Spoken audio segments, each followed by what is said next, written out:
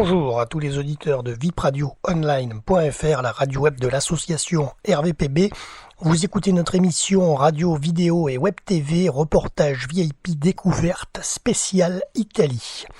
Alors aujourd'hui, à travers notre reportage, vous allez pouvoir découvrir 3 régions autour du lac de Garde en Italie. Le Trentin au Adige, situé au nord du lac avec les communes de Nago Torbole, Arco et Riva del Garda. L'ouest du lac en Lombardie avec Limone sul Garda, Toscolano, Maderno et Moniga del Garda. Le sud du lac de Garde, toujours en Lombardie avec Desenzano del Garda et Sermione. Puis nous découvrirons Vérone en Vénétie pour clôturer notre émission. Côté programmation musicale, nous écouterons les artistes de notre association, à savoir Mboudax et les textes de Pascal Delagaré interprétés par Aurélie May. Alors pour commencer notre émission donc radio, vidéo et web TV, nous allons démarrer en Lombardie à Toscolano Maderno, donc commune italienne d'environ 8000 habitants située dans la province de Brescia, donc dans la région de Lombardie, dans le nord de l'Italie, au bord du lac de Garde. Alors pour plus d'informations sur cette commune, vous pouvez aller sur le site internet du village, www.commune.toscolanomaderno.bs.it. Voilà, ça c'est une première info. Ensuite, donc au niveau de la culture dans cette commune de Toscolano et Maderno, alors déjà il faut savoir qu'il y a 2 petits centres-villes, il y a Toscolano d'un côté, Maderno de l'autre. C'est une commune qui a été fusionnée entre ces deux villages. Donc au niveau culture, il faut savoir que le peintre baroque vénitien Andrea Celesti, qui avait un atelier à Brescia, qui commençait à peindre une série de toiles religieuses pour la cathédrale Saint-Pierre et Paul à partir de 1688, il y revint à Toscolano Maderno en 1700 pour peindre un massacre des innocents dans l'espace situé derrière la façade, puis à nouveau en 1708 afin de peindre le chœur, les évangélistes dans les lunettes et une exaltation de l'Eucharistie. Il y mourra d'ailleurs dans cette commune en 1712. Alors les communes limitrophes de Toscolano Maderno sont Gardone Riviera, Gargnano, Torri del Benaco et Vobarno. Alors au niveau des personnalités nées à Toscolano Maderno, il y a c'est des Italiens bien sûr, il y a Ugo Locatelli, footballeur italien et champion olympique en 1936 et mondial en 1938. Ensuite, Osvaldo Cavandoli, je vais vous le redire, Osvaldo Cavandoli, qui était auteur de bandes dessinées et de dessins animés, notamment La Linea. Voilà un petit peu les différentes choses à dire sur cette belle commune de Toscolano Maderno, idéale pour flâner le long du lac à pied, de par sa promenade piétonne, ses nombreuses plages aussi du lac. Bon point de chute pour prendre le ferryboat et sillonner ce lac de Garde, qui est le plus vaste d'Italie. Par exemple, vous pouvez même embarquer votre véhicule sur le ferryboat pour vous rendre en face du lac à Torri del Benaco, ce qui vous évitera au moins 2 heures à 2 heures et demie de route.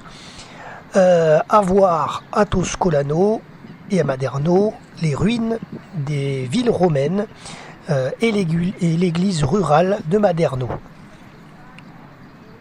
Césaria, petite femme aux pieds nus. Césaria, petite fleur des rues. Ta voix forgée par les épreuves nous parle. Elle est sincère, Césaria. Césaria, petite dame aux pieds nus de ton lit. Les alizés nous ont portés tes mélodies et tes complaintes c'est la Morna Césaria. La Morna, c'est la musique de ton île. Elle chante la terre, le soleil, la souffrance de tes frères. Césaria, ta voix lascive et envoûtante, façonnée par les épreuves et par le temps, parle à nos cœurs et à nos âmes. Césaria, c'est la saudade, la saudade, saudade, saudade, saudade, saudade. Elle est l'âme de ton île. Elle chante la terre, le soleil, la souffrance de tes frères. Elle porte en elle les amours et les peines. Sa langueur est une douce nostalgie. Césaria, grande artiste reconnue, tes chansons et tes rythmes sont des voyages. Ils ont fait le tour de la terre pour chanter si bien ton Cap-Vert. Ils ont fait le tour de la terre pour chanter si bien ton Cap-Vert. Saudade, saudade, saudade, saudade. Ils ont fait le tour de la terre pour chanter si bien ton Cap-Vert. Ils ont fait le tour de la terre pour chanter si bien ton Cap-Vert.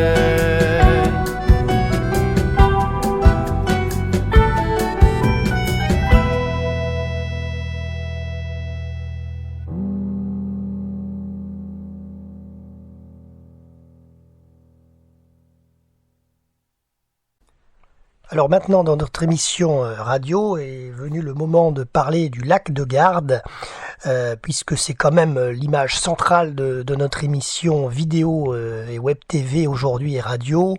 Le lac de Garde, Lago di Garda ou Lago di Benaco en italien, est un lac des Alpes italiennes et d'ailleurs c'est le plus grand lac du pays.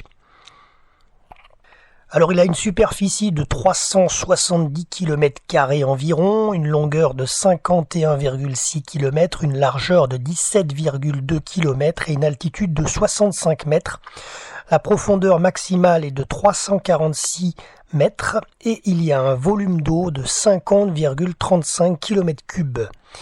Alors l'alimentation est à Sarca de ce lac. Alors les communes autour, si on part du nord au sud et d'ouest en est, nous avons Riva del Garda, Limone, Gargnano, Gardone Riviera, Salo, Desenzano, Sirmione, Peschiera, Malchesine et Torbol. Voilà les communes les plus renommées qu'on peut voir, mais nous dans notre émission, comme je vous l'ai dit, on va faire des zooms sur certaines, notamment Toscolano Maderno, et vous verrez par la suite pour les autres. Donc à voir sur ce lac de Garde, bien sûr la pointe San Vigilio et la baie des Sirènes, à Cassone, la Torosella à Ivogaor. Alors ce lac de Garde est situé donc dans le nord de l'Italie, à mi-chemin entre Venise et Milan. environ 130 km de Venise et de Milan, à peu près similaire au niveau kilométrage. Il se trouve dans une région alpine et il a été formé par des glaciers à la fin du dernier âge glaciaire. Le lac est partagé entre les provinces de Vérone au sud-est, Brescia au sud-ouest et Trente au nord. Alors au niveau de ces données géographiques, donc je vous les ai données un petit peu tout à l'heure, la partie septentrionale du lac est longue et étroite, entourée de montagnes, principalement celle appelée au Monte Baldo. Sa forme est celle caractéristique d'une vallée fluviale. On estime en effet que cette partie du lac a été créée par l'action du Sarka, principal affluent contributeur du lac. La partie méridionale, plus large, est due au mouvement d'un glacier néozoïque qui a également formé dans les environs de nombreuses collines morainiques. L'émissaire du lac est le Mincio qui afflue le long du Pô. Alors au niveau du climat, le climat est particulièrement doux. Il a favorisé la croissance de certaines plantes méditerranéennes dont l'olivier. On y trouve même des citronniers, phénomène remarquable à 46 degrés de latitude nord. Cela a contribué à faire du lac de Garde une importante destination touristique internationale, particulièrement depuis la fin de la Seconde Guerre mondiale. Dans l'Antiquité, des poètes tels que Catulle ont chanté les louanges du Lacus Benacus, le lac bénéfique au doux climat vivifié par les vents. Au niveau de son historique, du 29 septembre 1943 au 25 avril 1945, la petite ville de Salo, située au fond d'une anse de la rive ouest. Alors d'ailleurs, vous avez cette anse en vidéo dans notre émission radio. Elle fut le siège de la République sociale italienne de Mussolini. Communauté donc ensuite de communes autour de ce lac de Garde, la Comunata del Garda, qui regroupe 70 communes appartenant à 4 provinces, a pris en charge, avec surtout un rôle consultatif, la défense et la promotion globale du bassin, du lac et de son arrière-pays, surtout pour les questions touchant à l'aménagement du territoire et à l'environnement, la qualité des eaux, la navigation de plaisance, le tourisme et l'agriculture. Dans un village du Nord, gravé sur le monument aux morts, j'ai lu sur le marbre glacé ce que la guerre avait tué. Déçu, j'aurais aimé lire pour que l'on puisse se souvenir du chagrin de celles qui n'ont pas vu leur fils revenir. Il n'y a pas pour toutes les mers un seul monument, une pierre. Il n'y a rien, nulle part, qui témoigne de leur désespoir. Il y a des tonnes de discours pour ce mort au son du tambour. Pas une plaque, un refrain pour celles mortes de chagrin. Est-ce qu'il n'y a qu'une gloire à mourir de désespoir, au point qu'on laisse tomber le jour sur toutes celles mortes d'amour? Est-ce qu'il n'y a aucune gloire à mourir de désespoir, au point qu'on oublie en chemin toutes celles mortes de chagrin?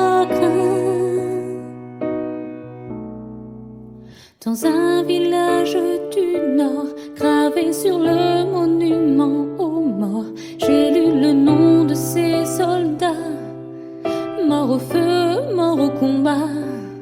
J'aurais aimé en parallèle un paragraphe sur la peine de ces fiancés, de ces femmes qui n'ont pas survécu à leurs larmes. Elles n'ont trouvé que le désert au bout de la prière, et elles se sont laissées partir puisqu'ils ne devaient revenir. En souvenir dire que la guerre a tué aussi à l'arrière, que le chagrin est un tueur qui tire des balles en plein cœur. Est-ce qu'il n'y a aucune gloire à mourir de désespoir, au point qu'on laisse tomber le jour sur toutes celles mortes d'amour?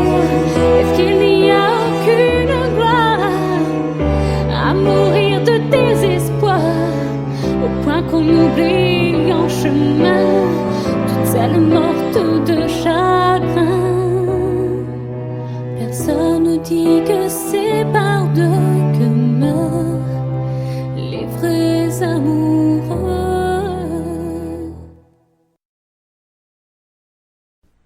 Alors dans notre émission reportage VIP découverte spéciale Italie à propos de ces trois régions, la Lombardie, le Trentin-Haut-Adige et la Vénétie, on va parler maintenant autour du lac de Garde de toujours, on va parler de Nago Torbole, qui est une commune italienne donc d'environ 2800 habitants située dans la province autonome de Trente, dans la région du Trentin-Haut-Adige, dans le nord-est de l'Italie. Nago Torbole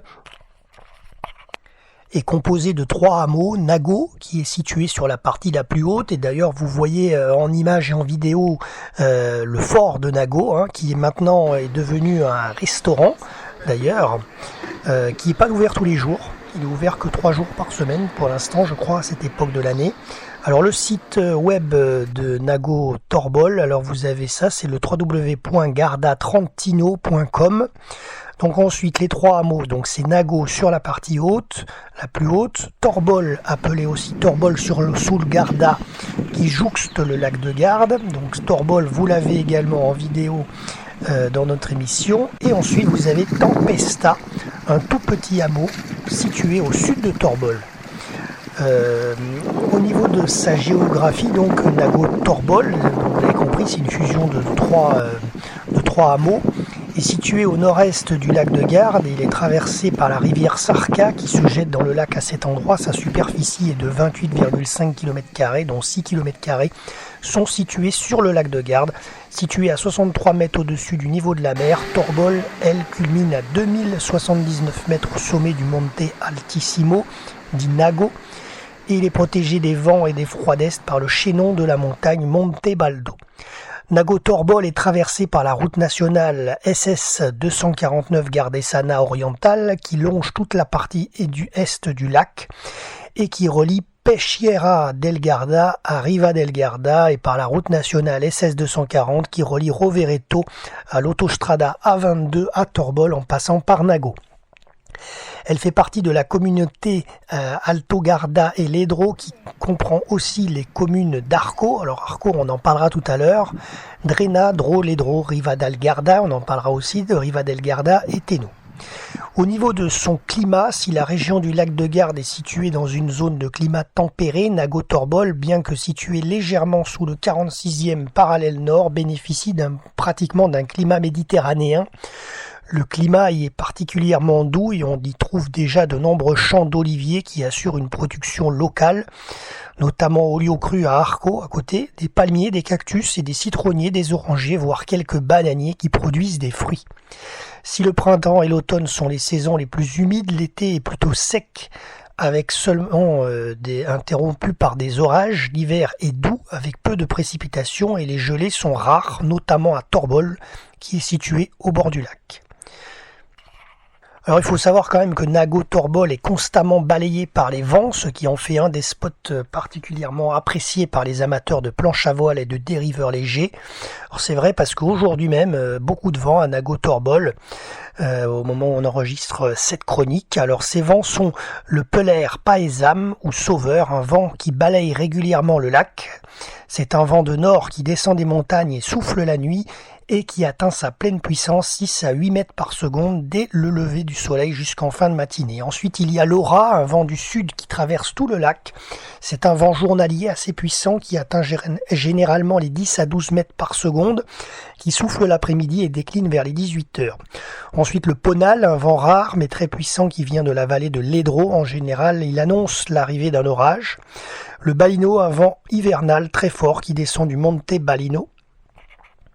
Alors un petit peu d'histoire contemporaine sur Nago Torbole. Lors de la guerre de sécession d'Espagne, le duc Louis-Joseph de Vendôme s'est battu contre les Autrichiens dans la région du Trentin occidental. C'est pendant cette guerre que sera détruit le château de Pénède à Nago.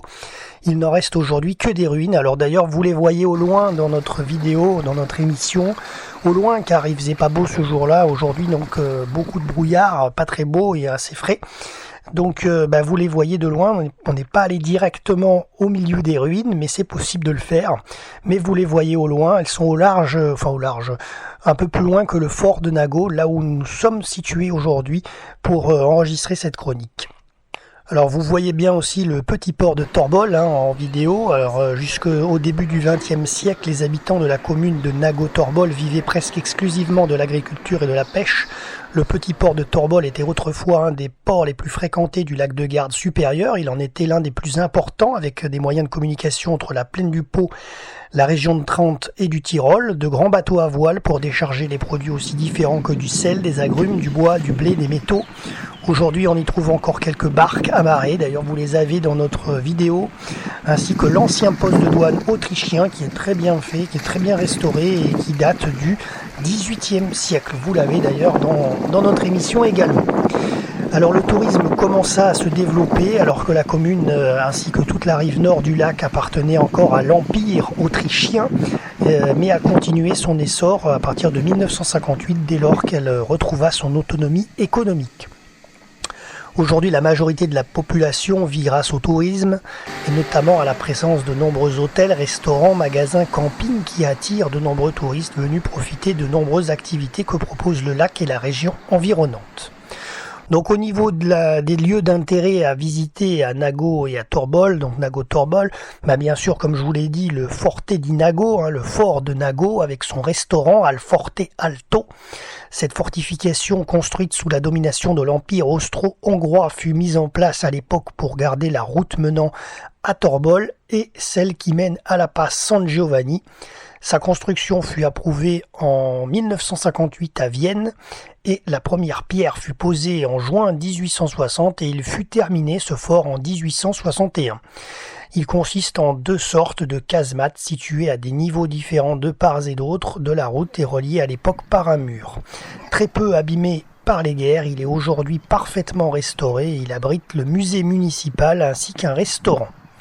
Alors aujourd'hui il est fermé, mais sinon on serait bien allé le visiter, il n'y aurait pas eu de problème. Alors ensuite donc les ruines du Castel di Penede, donc je vous en ai parlé juste avant, certainement le plus vieil édifice de Nago-Torbol, on trouve sa trace dans les documents datant de 1210, ce qui fut un village préhistorique fortifié qui devint ensuite un château fort appartenant au comte d'Arco. Fortement contesté pendant la guerre qui opposait les Guelfes et les Ghibellins, il devint la possession des troupes vénitiennes du condottiere Erasmo da Narni en 1438. Il fut détruit en 1703 par l'armée du duc de Vendôme pendant la guerre de succession d'Espagne. Après avoir été fortifié pendant la Première Guerre mondiale, il est aujourd'hui à l'état de ruine. Vous les voyez à l'écran et offre une vue magnifique sur le lac de Garde. Alors il y a aussi la Marmite dei Giganti. Marmite del Giganti, c'est quoi? C'est situé dans la descente de Nago vers le lac et l'embouchure de la rivière Sarca. On peut y voir des indications menant vers la Marmite dei Giganti, donc la marmite des géants. Il s'agit d'immenses cavités formées dans la roche calcaire par la fonte de glacier pendant le Quaternaire. Ces cavités atteignent 4 à 5 mètres de diamètre et des profondeurs allant de 10 à 12 mètres et selon la légende, servaient d'abreuvoir pour les géants. Alors on l'a pas vu, cette marmite du géant, enfin des géants. On n'a pas réussi à la trouver sur la route, mais peut-être que vous serez plus chanceux que nous si vous vous baladez vers Nago-Torbol. Alors à Torbol, je vais vous parler aussi bien sûr de Goethe. On lui doit il y a notamment le sculpteur italien Fernando Ciancianini, alias Cian, qui a vécu et travaillé de nombreuses années à Torbol à la Villa Chian. Ses œuvres en terracotta sont visibles dans les différentes places publiques, églises et hôtels de la région. Et à Torbol, on lui doit entre autres un buste en bronze de Goethe, situé à la Piazza degli Alpini, ainsi qu'un buste de Dante Alighieri dans le jardin public près du bureau d'information. Alors justement, parlons de Goethe à Torbol. Vous avez la vidéo, vous avez une petite vidéo dans notre émission aussi. Il y a une plaque qui commémore le séjour de Goethe dans la commune lors de son voyage en Italie qui débuta le 3 septembre 1786. Le poète et écrivain dramaturge allemand Johann Wolfgang von Goethe fit un court séjour à Torbol. Arrivant d'Autriche par le col du Brenner en direction de Vérone, il bifurqua vers le lac de Garde à Rovereto et il atteignit celui-ci par le col de l'Opio. Il s'installa le soir du 12 septembre 1786 à Torbol dans la maison des frères Alberti. Il en repartit en bateau tôt le lendemain matin à partir du petit port de Torbol. Vous avez la maison devant nous en photo et en vidéo. Aujourd'hui, une plaque commémorative en terracotta et un médaillon en bronze ornent la Casa Alberti juste au-dessus de la fontaine. On peut y lire l'inscription suivante: In questa casa di Moro Goethe il 7 september heute habe, alors ça c'est en allemand, hein, donc je vais vous en faire grâce, je vous le dis en français. Dans cette maison demeura Goethe le 12 septembre 1786. Aujourd'hui, j'ai travaillé sur Iphigénie avec la vue sur le lac et tout s'est bien passé. La plaque commémorative a été offerte par Wiener Goethe Verein pour fêter l'anniversaire des 150 ans de présence de la présence de Goethe à Torbol. Alors au niveau du sport, les vents constants à Torbol, Nago Torbol, permettent tout au long de l'année la pratique du nautisme, que ce soit à bord d'un voilier ou sur une planche à voile. Le lac de Garde est une des meilleures destinations européennes pour les régates. Des compétitions internationales et mondiales y sont organisées tous les ans. Les conditions de vent et les hauteurs de vagues y sont idéales, autant pour les skippers et les surfeurs confirmés que pour les débutants. On peut aussi y pratiquer l'escalade sur la falaise du Belvédère à Nago. On y trouve 46 voies aménagées allant de la difficulté 4A à 7B, dont 30 sont sous la difficulté 6A. Voilà, donc ça c'est l'escalade. On y pratique aussi la randonnée pédestre et le VTT. Il y a aussi un cercle de voile à Torbol et un club des surfeurs de Torbol. Voilà.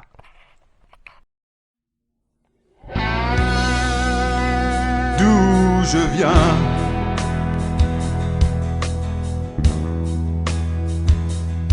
j'ai laissé en chemin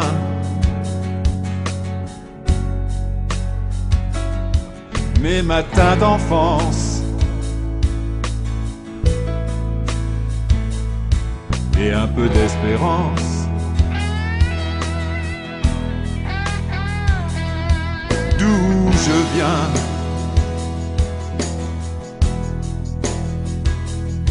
mes pas sur le chemin, imprègne ma vie de mélancolie, de mélancolie.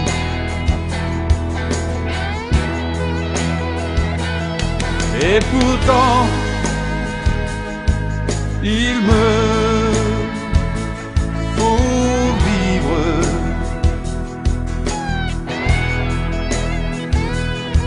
Et mes pas m'emmènent sur l'autre rive. Seul,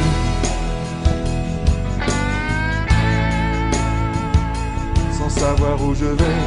Seul, seul, sans savoir où je vais. Seul, sans savoir où je vais, seul, seul.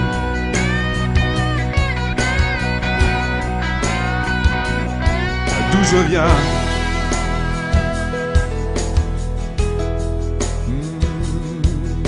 j'ai mordu la poussière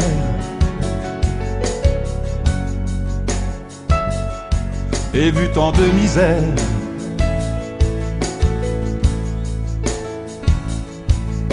Là d'où je viens,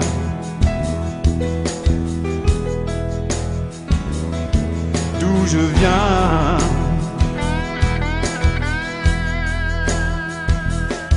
mon regard fatigué cherche à l'horizon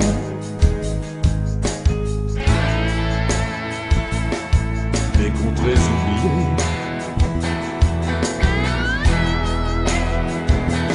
Et pourtant, il me faut vivre.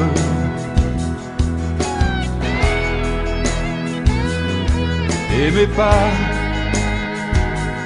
m'emmènent sur l'autre euphorie.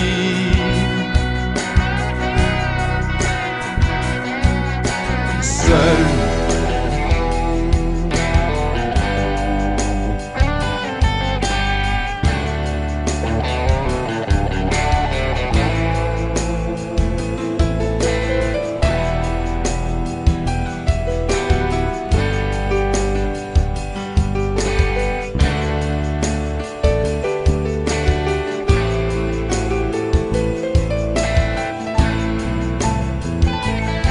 d'où je viens, long, long, long, long est le chemin.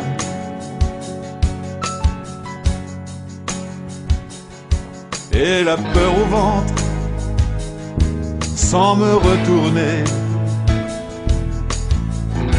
Je vais seul sans savoir où je vais. Seul, sans savoir où je vais. Seul,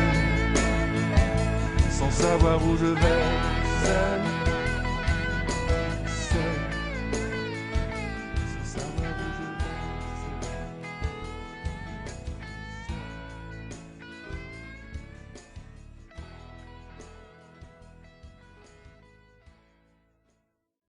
Alors dans notre émission radio reportage VIP spéciale découverte de l'Italie avec le lac de Garde, on va parler maintenant de Arco. Arco qui est donc une commune italienne d'environ 17 000 habitants située dans la province autonome de Trente, dans la région autonome du Trentino-Adige, dans le nord-est de l'Italie. Elle fait partie du Comprensorio Alto Garda e Ledro. Le cœur historique d'Arco forme un arc autour d'un rocher calcaire façonné par d'anciens glaciers sur lequel trônent les ruines du château, la Rocca, dans un paysage escarpé et suggestif. Vous avez tout en vidéo bien sûr, dans notre émission radio et web TV. Le rocher du château s'abrite derrière la forteresse rocheuse du mont Colidri. Avant de se jeter dans le lac de Garde pour devenir le Mincio à l'autre bout, le fleuve Sarca forme une plaine dite la Busa, entourée de montagnes. Arco est située au début de cette plaine. La commune s'étend jusqu'au lac de Garde, à son point le plus bas, à 65 mètres. De nature alluvionnaire, la vallée d'origine glaciaire est délimitée à l'ouest et à l'est par des chaînes montagneuses, comme vous le voyez. À l'écran, la partie orientale présente un profil plutôt uniforme de prés verdoyants et de forêts dominées par le mont Stivo, 2059 mètres, point culminant de la commune, quand même, il faut le voir, finissant vers le lac de Garde avec la ramification du mont Créneau à 1292 mètres. La partie occidentale, en revanche, est marquée par des reliefs nus et escarpés. Plus à l'ouest apparaît la dorsale du mont Biena, 1413 mètres, et au nord-ouest le mont Misone, 1803 mètres, qui verrouille la vallée. Alors bon, c'est vrai qu'on n'a pas un temps magnifique aujourd'hui, donc vous voyez pas forcément toutes les montagnes évidemment. À l'exception du couloir de la Sarca au nord, le territoire d'Arco ressemble à un grand amphithéâtre devant lequel s'étend une vaste campagne dominée par la culture de la vigne et de l'olivier, et constellée de centres habités et de maisons éparses. Alors au niveau du climat, Arco, comme certaines communes avoisinantes, bénéficie d'un exceptionnel microclimat unique en Europe, compte tenu de la latitude, 45-55 nord précisément, une goutte de Méditerranée, comme tous les territoires qui bordent le lac de Garde, 30 km à vol d'oiseau des glaciers du massif de l'Adamello-Presanella, les plus étendus d'Italie. Les précipitations, l'ensoleillement, les vents, les montagnes, la présence thermorégulatrice du lac de Garde sont autant de facteurs qui déterminent le climat mythique d'Arco. Ces conditions climatiques particulièrement clémentes ont favorisé d'une part la culture séculaire de l'olivier, d'autre part, à partir du milieu du 19e siècle, un tourisme thermal représenté majoritairement par des visiteurs du Mitteleuropa. L'hiver présente une moyenne de 17 jours de gel et les températures ne descendent généralement pas en dessous de moins 5 degrés. Les précipitations sont rares et le taux d'hygrométrie particulièrement bas durant les mois de janvier et février. De décembre à janvier, on peut y respirer le parfum caractéristique des fleurs de chinomanthe. Au printemps, les températures augmentent rapidement et aussi en journée entre 15 à 25 degrés. On en fait les frais aujourd'hui car il fait quasiment 25 degrés malgré la météo un petit peu couverte avec la cellule nuageuse, mais le soleil veut percer et il fait très chaud et très beau. Très beau non, mais il fait très chaud en tous les cas. Le mimosa, les amandiers que l'on rencontre généralement en Méditerranée trouvent un environnement particulièrement propice. Vers la fin du mois de mars s'instaure un régime de vent périodique, brise de terre et vent du lac, et ensuite à la fin du mois de mai, la floraison est à son apogée. L'été, les températures varient entre 28 et 30 degrés, mais l'aura del Garda, qui souffle de la fin de matinée à la fin d'après-midi, et la brise de montagne nocturne apportent une relative fraîcheur. Les précipitations sont rares, de courte durée mais intenses. En automne, les journées encore bien ensoleillées sont rythmées par la récolte des fruits et des vendanges. Et si les températures sont encore douces, c'est cependant la saison la plus arrosée, particulièrement en octobre et novembre. Alors au niveau des festivités, chaque année a lieu le Grand Carnaval depuis 1876 et un salon de l'édition, le Somolago, en novembre. Alors au niveau du lieu d'intérêt à voir obligatoirement à Arco, bien sûr, c'est le château Rocca d'Arco et la falaise Colodori. Donc pour vous y accéder, écoutez, c'est très simple.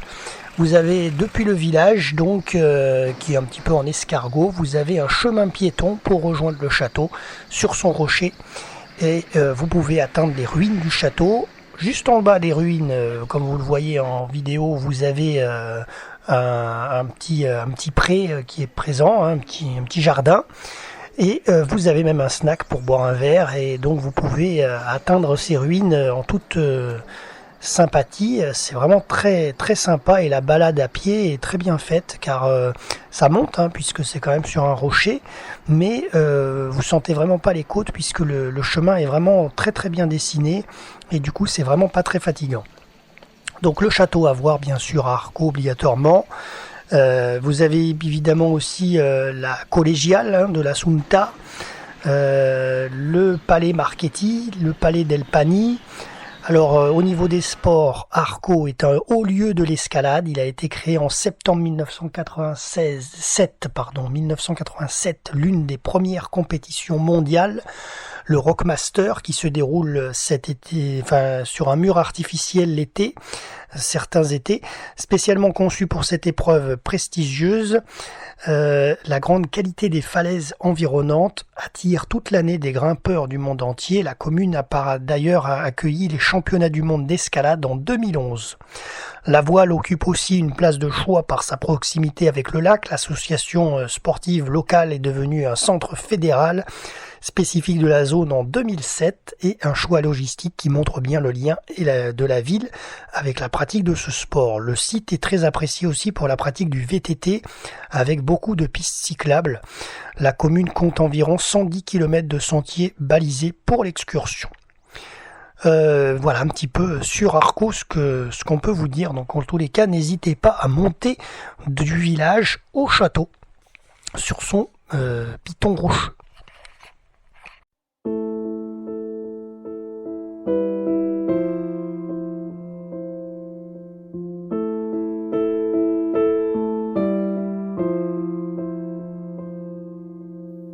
Je te vois refermer la porte de l'appartement. Un soir pour moi tu l'ouvrais, il n'y a pas si longtemps. On va rendre les clés, face à nous la sortie avance. On ne peut plus rien partager, alors on garde le silence. Tous les deux face à face, on revit le même présent. Sauf que le désir s'efface et l'ascenseur redescend. Il n'est pourtant pas si loin le temps où tu prenais ma main, où je guettais venant de toi tes mots pour le premier pas. Les derniers mots sont les plus durs à prononcer. Quand on devient de trop, que reste-t-il à échanger?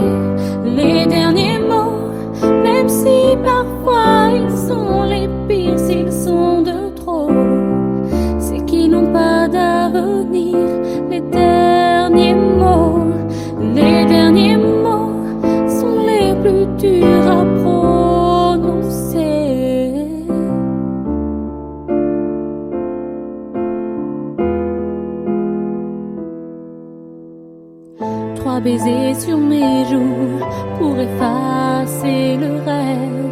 Tu poses la fin entre nous en évitant mes lèvres. Sur le trottoir, les gens passent. Notre peur a de la chance. Je prends la direction d'en face. Toi, tu t'en vas dans l'autre sens. Il n'est pourtant pas si loin. Le temps où tu prenais ma main. Et là, j'attends sans un sanglot tes pas vers le dernier mot.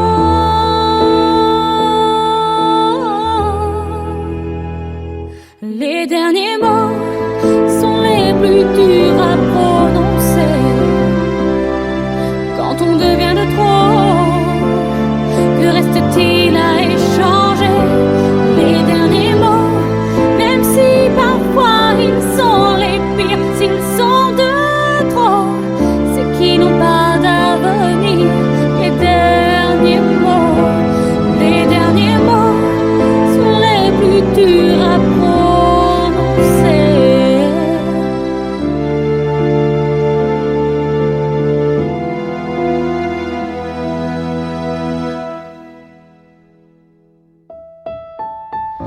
Les derniers mots.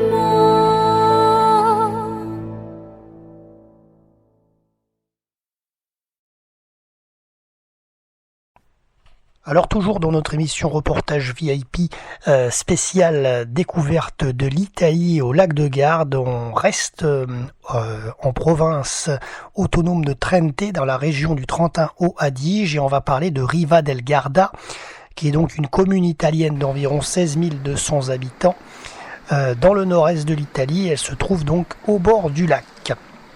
Alors vous avez des infos sur le site internet de la ville, si vous voulez vous y rendre, www.commune.rivadelgarda.tn.it. Alors jusqu'en 1918, au niveau de l'histoire, la ville nommée Riva, puis ensuite Riva in Tirol vers 1865, Riva nel Tirolo, puis à nouveau Riva et maintenant Riva del Garda faisait partie de la monarchie autrichienne, l'Empire d'Autriche, puis Autriche-Hongrie. Auparavant, la ville intégrera le royaume d'Italie après la Première Guerre mondiale. Elle est jumelée avec Bensheim en Allemagne depuis 1989. Les communes limitrophes de Riva del Garda sont Arco, dont on vous a parlé précédemment, Nagotorbol également, dans notre émission, et puis vous avez aussi Limone sul Garda, Limone qu'on parlera juste après. Et il y a également Teno et Malcelsine. Alors au niveau des personnalités liées à la commune, il y a Kurt von Schunsching qui était un chancelier autrichien qui était né à Riva del Garda. Riva del Garda est une station balnéaire au bord du lac que vous avez en vidéo dans notre émission. C'est un point d'ancrage pour prendre des bateaux et naviguer sur le lac, puisque c'est le terminus de ce lac, puisque c'est le bout du lac au nord. Et donc vous pouvez prendre plusieurs lignes, des différentes lignes de bateaux pour naviguer sur le lac. Alors, les choses agréables à faire, donc les rues piétonnes, bien sûr, le centre-ville de Riva del Garda et la promenade au bord de lac, très agréable, donc avec la citadelle. Vous avez aussi les plages le long du lac de Riva. Et donc c'est une ville vraiment agréable à visiter et à flâner à travers les ruelles. Alors parlons maintenant de Limone sul Garda, comme promis, dans la province de Brescia en Lombardie. Maintenant, on a quitté le Trentin-Haut-Adige pour retourner en Lombardie, au bord du lac de Garde, donc à quelques kilomètres de Riva. Limone sul Garda, environ 1165-1200 habitants. Limone, un site internet pour avoir plus d'infos sur cette commune, limone.com. C'est la région la plus septentrionale pour la production de citron. Les communes limitrophes, donc Malcesine, Ledro, Riva del Garda et Tremosine. Donc Limone sul Garda est un petit peu la capitale du citron en Italie, tout comme on a Menton en France. Alors ce que je vous propose, déjà vidéo dans notre émission, mais c'est une petite balade sympathique sur la promenade au bord du lac, parsemée de boutiques, de glaciers, de restaurants. Ensuite, en continuant à pied, vous longerez les différentes cultivations de citronniers et les grands hôtels 4 étoiles à quelques minutes du centre-ville. Et vous pouvez aussi monter à pied un petit peu en hauteur de Limone pour vous rendre dans l'église de la commune. Voilà. Si un jour tu viens sur mon île, le souffle du vent te guidera sur les chemins de traverse, sur cette lande majestueuse que les saisons ont façonné. Si un jour tu viens sur mon île, la brise chargée d'embrun te portera sur les sentiers, et dans les brumes des matins tu laisseras tous tes chagrins.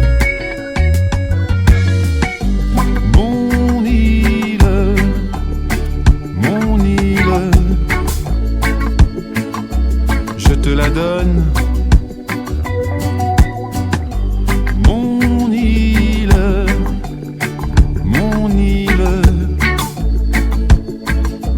pour qu'elle te porte. Si un jour tu viens sur mon île, sur la jetée pose ton fardeau, avec tes doutes et tes rancœurs, tes inquiétudes et tes remords. Le vent du large les balayera. Mon île,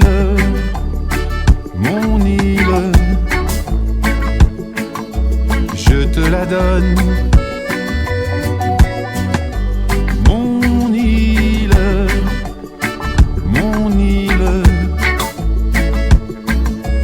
pour qu'elle te porte.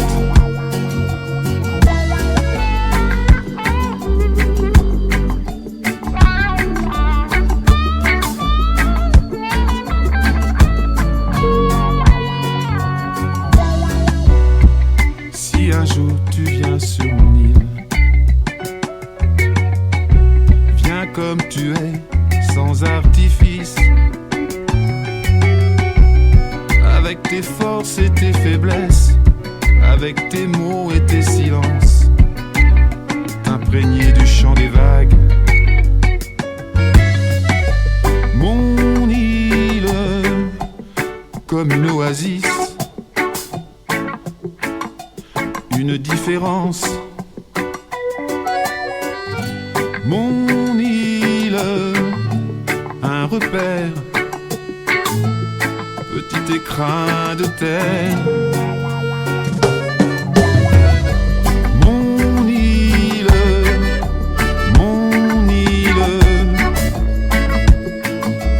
ma différence.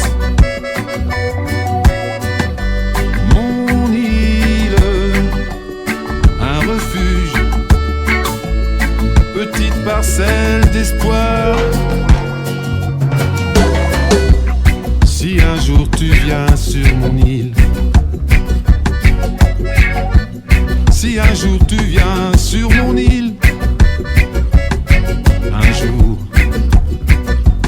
sur mon île, un jour sur mon île. Si un jour tu viens sur mon île, si un jour tu viens sur mon île, sur mon île, un jour.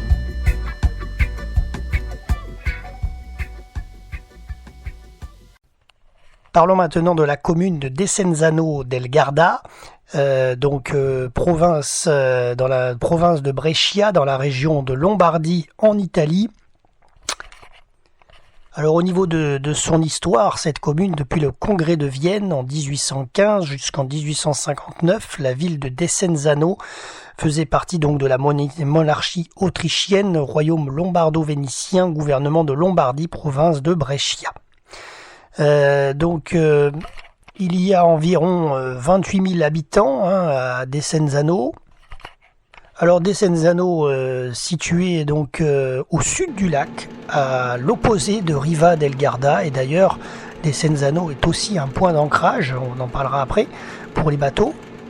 Le site web de la commune, www.communedesenzano.brescia.it, si vous voulez plus d'informations pour découvrir cette commune.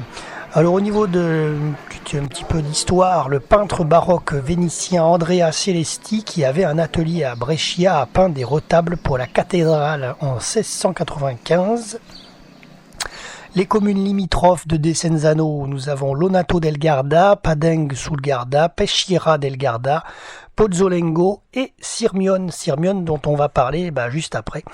Alors Desenzano del Garda, port très pratique parce que c'est le terminus pour prendre un bateau des lignes régulières sur ce lac de Garde. Alors par exemple avec notamment la compagnie Navigazione Lago di Garda, je vous donne le site internet www.navigationlaghi.it.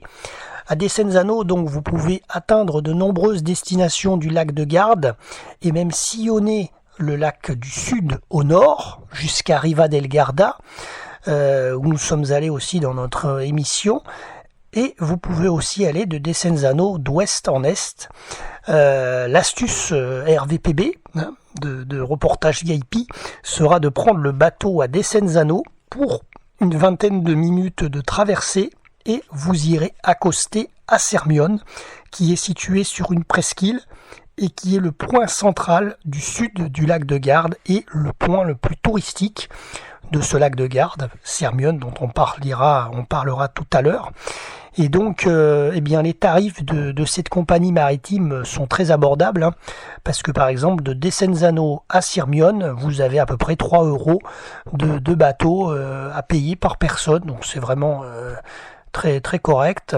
3 € l'aller, 3 € le retour, 6 € par personne pour aller de Desenzano à Sirmione. Voilà un petit peu ce que vous pouvez y faire dans cette belle commune de Desenzano.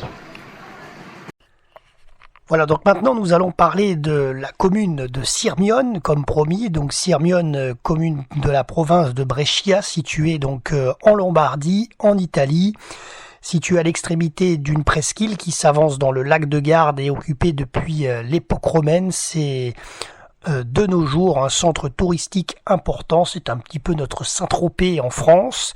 Donc Sirmione, très compliqué l'été d'y accéder en voiture sur cette presqu'île de 3,5 km. Donc bien évidemment le conseil, comme je vous disais, c'est de prendre un bateau de Desenzano pour vous rendre à Sirmione et donc de pouvoir profiter au maximum de la découverte de cette commune. Donc vous avez notamment à voir le château Scaligera à l'entrée de la ville. Vous allez voir, nous l'avons visité, vous avez la vidéo en ligne dans notre émission. Donc le château Scaligera qui est vraiment magnifique.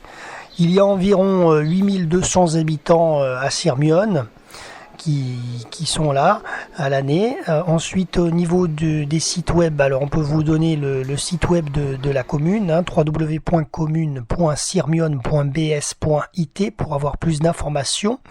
Les communes limitrophes Castelnuovo del Garda, Desenzano del Garda, L'Assise, Padeng sur le Garda et Peschiera del Garda. Voilà les communes limitrophes. Alors au niveau de l'histoire, au 1er siècle avant Jésus-Christ, le poète Caius Valerius Catulus a été le premier à chanter les louanges de la presqu'île de Sirmione. Ensuite, au niveau des lieux et monuments, donc la zone archéologique di Grotto di Catulo, ruine d'une grande villa romaine antérieure au IIIe siècle. De nos jours, on peut se délasser dans les somptueux restes de la villa balnéaire qu'on appelle grotte de Catulle, où il aimait également venir se détendre, étendue sur 2 hectares. Riche en fresques et en mosaïques, cette zone archéologique est considérée comme la plus importante d'Italie du Nord. Donc le château, bien sûr, le Rocca Scaligera, le château du XIIIe siècle, et le parc Maria Callas, en face de la villa où elle résida pendant les années 1950, cette diva Maria Callas. Alors cette commune, Sirmione, sert de cadre à une grande partie de la bande dessinée à l'époque de Victor Sackville, Duel à Sirmione, de Francis Carin et Boril, qui est d'ailleurs aux éditions Le Lombard. Alors Sirmione est l'un des villages donc les plus beaux et les plus célèbres à visiter sur le lac de Garde. Commune très touristique et donc c'est très pratique, comme je vous disais, de y aller par la voie maritime pour éviter les embouteillages et les difficultés à trouver un parking en voiture. Le petit port de Sirmione est très agréable avec sa petite ressemblance avec le port des Saintes aux Antilles. Vous pourrez y visiter le château donc Fort Scaligera, comme dans notre émission radio-vidéo. Le prix est très abordable, 4 € par personne pour la visite de ce château. Ensuite, la visite est gratuite, la visite guidée, je parle, qui est gratuite, et c'est gratuit pour les enfants de moins de 18 ans. Vous pouvez également flâner sur la promenade de la plage en bord de lac, après le château, et vous pourrez terminer votre visite sur le port de Sirmione, assis à l'une des nombreuses terrasses de café, une glace à la main. Alors parlons maintenant dans notre émission radio et vidéo reportage VIP de la commune de Monica del Garda, qui est donc dans la province de Brescia, dans la région Lombardie en Italie. Il y a environ 2500 habitants. Le site web www.commune.monicadelgarda.bs.it. Alors au niveau de son histoire, la première preuve historique pour Moniga sont romaines, une plaque votive dédiée à Neptune, probablement érigée par 2 pêcheurs, et bien sûr le château de Moniga del Garda ainsi que d'autres sur le lac remontent au Xe siècle, période des invasions par les Hongrois. L'histoire de Moniga est liée à la République de Venise. La partie la plus ancienne du pays est située dans la localité Pozzo, où les petites routes traversent de vieilles zones résidentielles. Les communes limitrophes Bardolino, Manerba del Garda, Padeng sul Garda et Soiano del Lago. Alors Moniga del Garda et son petit port et notamment son petit centre-ville en contrebas du château à quelques minutes en voiture. Alors à noter que le château que vous voyez en vidéo dans notre émission comprend des fortifications où sont disposées des habitations. Vous pouvez donc vous promener dans le château. Pas d'entrée payante bien sûr, puisque du coup c'est libre, c'est entrée libre, puisque vous avez des gens qui habitent. C'est un petit peu, on pourrait donner une allusion à Aigues-Mortes, mais bien que ça soit beaucoup plus petit. Mais effectivement c'est la même façon. Vous pouvez rentrer dans le château et voir un petit peu les différentes habitations, le traverser à pied, pour vous rendre dans le parc situé d'ailleurs qui est derrière les remparts que vous avez en photo et en vidéo. Et donc dans ce parc, vous avez quelques bancs et là vous pouvez prendre de magnifiques prises de vue sur ce château situé à Moniga del Garda. Et si éloigné de toi, le temps restait bloqué, qu'étant que tu sois là pour pouvoir démarrer, s'il fallait ta main toujours au creux de la mienne,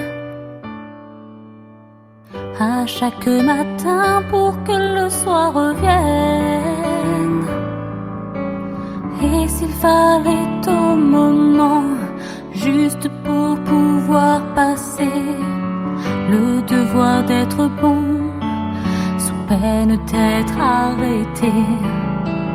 Et si seule ta présence servait de carburant, de réservoir d'essence pour faire tourner le temps, alors tu pourrais partir.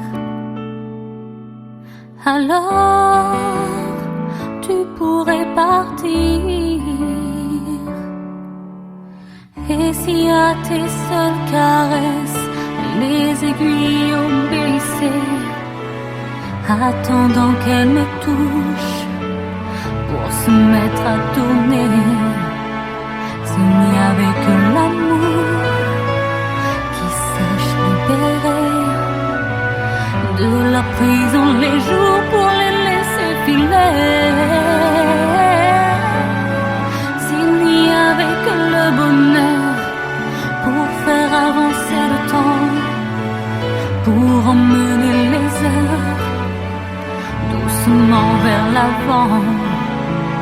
Et si l'aube en sommeil attendait ton retour pour laisser le soleil nous ramener le jour, alors tu pourrais partir.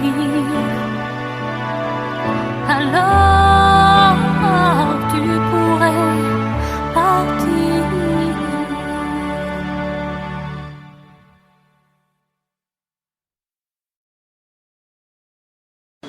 Alors parlons maintenant dans notre émission reportage VIP découverte de l'Italie, du Trentin au Adige, de la Lombardie, de la Vénétie. Et donc maintenant on va s'écarter un petit peu du lac de Garde pour conclure notre émission. On va un petit peu à l'est du lac de Garde, à quelques kilomètres, je crois une trentaine à peu près maximum.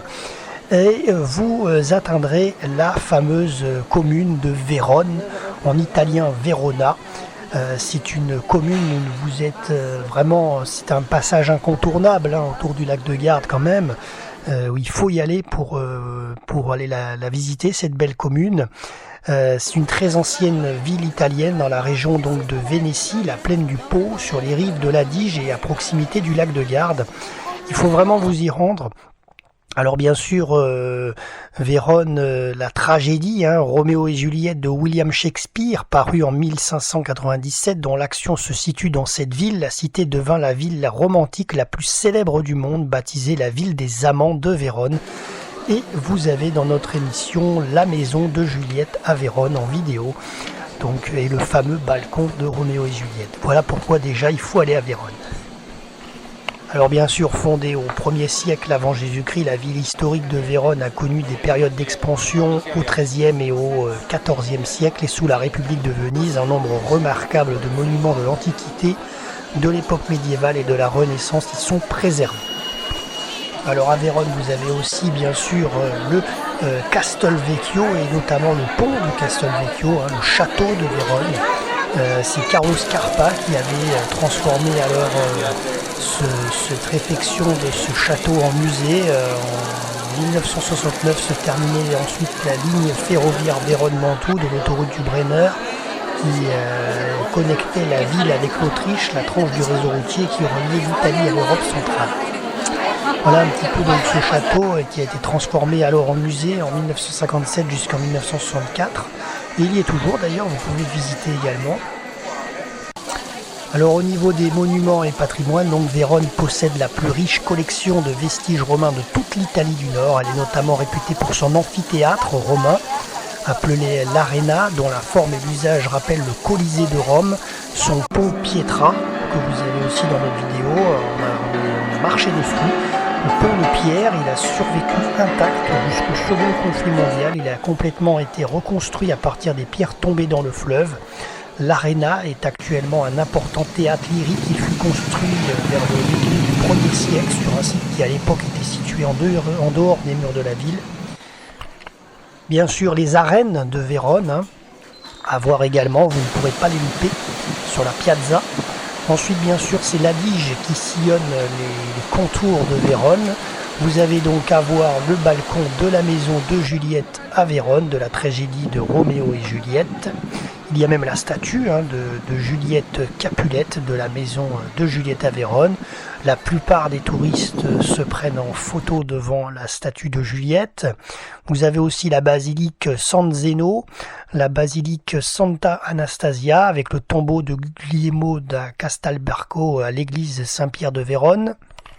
Alors pour le Castelvecchio, il fut construit au Moyen-Âge entre 1354 et 1356 par Count Grande de Della Scala, d'après le projet des Scaligeri. L'objectif était de défendre la ville des invasions de l'extérieur et des révoltes du peuple à partir de 1404. date à laquelle Vérone est rattachée à la République de Venise. Le château est exclusivement utilisé comme dépôt militaire. Ensuite, au XVIIIe siècle, il a accueilli l'académie militaire et en 1797, il fut le théâtre d'affrontements au moment des Pâques véronaises. C'est au cours du XXe siècle que le Castelvecchio connut un profond changement. En 1925, le château devint un musée. À la fin des années 1950, le musée fut rénové par l'architecte Carlo Scarpa de 1906 à 1978 et le musée de Castelvecchio est un chef-d'œuvre de la muséographie italienne d'après-guerre. Alors vous avez également à voir la Piazza delle Erbe, qui est l'une des places les plus connues de la ville, la Piazza Bra, avec les arènes aussi, et de nombreuses terrasses de café, la Piazza Indispensesa et la Poste. Vérone est aussi la ville où Luigi da Porto, dans son histoire nouvellement retrouvée de nobles amants située à l'histoire fictive de Roméo et Juliette. L'histoire raconte quand même l'amour tragique d'un garçon et d'une fille issue de deux familles rivales, les Capuletti, les Capulettes et les Montecchi, les Montaigu, dans le Vérone des XIIIe et XIVe siècles. Un balcon reconstitué de la maison de Juliette à Vérone est devenu l'une des importantes attractions touristiques pour les amoureux du monde entier. Le balcon s'ouvre sur une petite cour à laquelle on accède par la Via Capello. Au fond de la cour se trouve une statue en bronze de Juliette qui est vénérée par certains comme une icône, car selon une amusante tradition populaire, toucher la poitrine de cette statue porterait bonheur à l'amoureux en quête d'une épouse. Vérone est le lieu de naissance de Catulle, Vitruve, la ville que choisissait Jules César pour ses séjours de détente.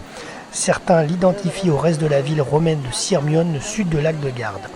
Et également dans la maison de Juliette, j'ai oublié de le dire, mais il y a de nombreux écriteaux, des gens qui écrivent sur les murs, notamment tous les passionnés, les amoureux. Donc vous pouvez prendre votre plume et écrire également pour marquer votre passage à Vérone.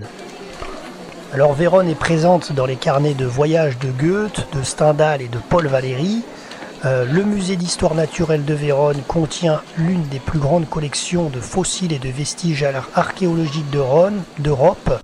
En 2013, les arènes de Vérone ont célébré le centenaire de leur utilisation comme théâtre lyrique et pour l'occasion, une nouvelle mise en scène de Aïda de Verdi était présentée. Vérone est inscrite au patrimoine culturel mondial de l'UNESCO pour sa structure urbaine et son architecture, son développement ininterrompu sur 2000 ans et comme exemple exceptionnel de ville fortifiée lors de plusieurs étapes déterminantes de l'histoire européenne.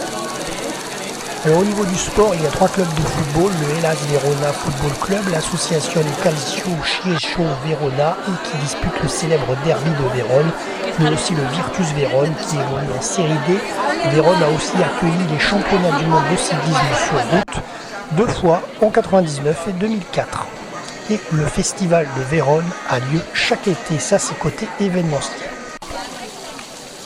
Voilà, nous arrivons maintenant au terme de notre émission reportage VIP, radio, vidéo, web TV, spéciale Italie, découverte de l'Italie, avec notamment donc ces 3 régions autour du lac de Garde, le Trentino-Adige, la Lombardie et la Vénétie, avec la clôture à Vérone. Voilà. J'espère que cette émission vous a plu, vous a donné envie de vous y projeter, de rencontrer, de visiter ces différentes communes de l'Italie du Nord. Merci à nos artistes de l'association RVPB, notamment Mboudax et les textes de Pascal Delagaré interprétés par Henri Guimet de nous avoir accompagnés musicalement. Merci à vous, chers auditeurs, bien sûr, de nous avoir suivis sur nos supports internet, le www.vipradioonline.fr et sur notre chaîne youtube.com. Et à très bientôt pour un prochain reportage.